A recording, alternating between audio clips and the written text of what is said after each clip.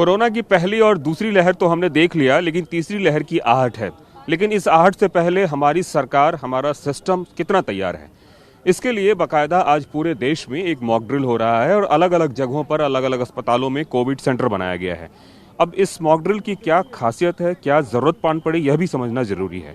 दुनिया के तमाम ऐसे देश हैं जहाँ पे कि कोरोना की अगर बात करें तो वहाँ पे कोरोना धीरे धीरे जो है वो फैलता हुआ दिख रहा है। ऐसी स्थिति में हिंदुस्तान में भी आने वाले दिनों में कोरोना फैल सकता है या फैलने की गुंजाइश है। इसको लेकर भारत सरकार की क्या तैयारी है, उसको लेकर सरकार ने अपनी तैयारियों को अमली जामा पहनाने के लिए एक मॉक ड्रिल टेस्ट करने का निर्णय लिया है। इसके तहत सबसे पहले जैसे मसलन कोई पेशेंट आता है तो मरीज़ को आने के बाद यहाँ पे एक सेंटर बनाया गया है, जिस सेंटर में ये किया गया है कि सबसे पहले उसकी टेस्टिंग होगी। टेस्टिंग होने के बाद ये देखा जाएगा कि किस तरीके से उसकी क्या स्थिति है, क्या उसके पास जिस तरीके से बीमार है या बुखार है उसकी क्या स्थिति है। और ये सब करने के बाद बाकायदा वो टेस्टिंग है, उसके लिए एक लैब भी बनाया गया है। दूसरी तरफ मैं एक आपको लेके आता हूँ, ये ट्राईचक एरिया है, इस एरिया में बाकायदा एक लैब बनाया गया है। आइए, इस लैब में ये देखा जा रहा है कि किस तरीके से यहाँ पे सारा टेस्टिंग होगा और उसके बाद फिर लैब में जो है बाकायदा जब टेस्टिंग रिपोर्ट आ जाएगी उसके बाद उनको वार्ड में शिफ्ट किया जाएगा।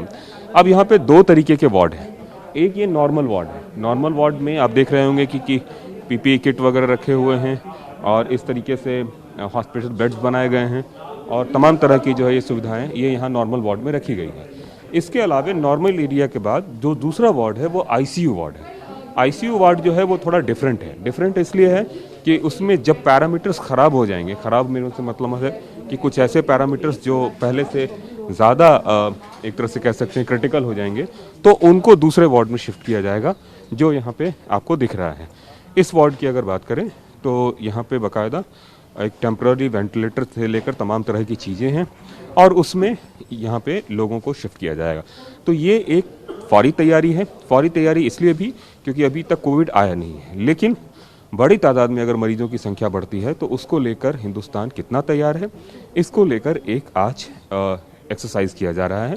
कोशिश यही है, मकसद ये है कि कितना हम तैयार हैं। इसको लेकर तमाम तरह की तैयारियां हैं।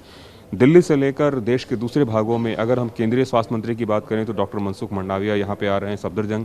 इसके अलावा केंद्रीय स्वास्थ्य राज्य मंत्री डॉक्टर भारती प्रवीण परमार को अंडमान भेजा गया है, पोर्ट ब्लेयर भेजा गया है। तो ये बताने के लिए काफ़ी है कि केंद्र सरकार इस पूरे मामले को लेकर कितनी सजग है और कोई भी तरह से रिस्क लेना नहीं चाहती। शायद यही वजह है कि हर तरह का वो प्रिकॉशनरी स्टेप उठाया जा रहा है, जिससे कि जो चीज़ पहली और दूसरी लहर में हमें भुगतना पड़ा वो तीसरी लहर में ना भुगतना पड़े। सरकार मान के चल रही है, उसके पास डेटा है, उसके पास मेडिकल इंफ्रास्ट्रक्चर है। ऐसे में उस तरह की तो गलती नहीं होनी चाहिए जो गलती पहली और दूसरी लहर में देखने को मिली। कैमरामैन मुनीस भल्ला के साथ कुमार कुंदन, TV9। दिल्ली NCR की हर छोटी बड़ी खबर जानने के लिए सब्सक्राइब करें अपना पसंदीदा channel TV9 Delhi NCR। Facebook, Twitter और इंस्टाग्राम पर हमें सर्च करें @TV9 दिल्ली NCR पर।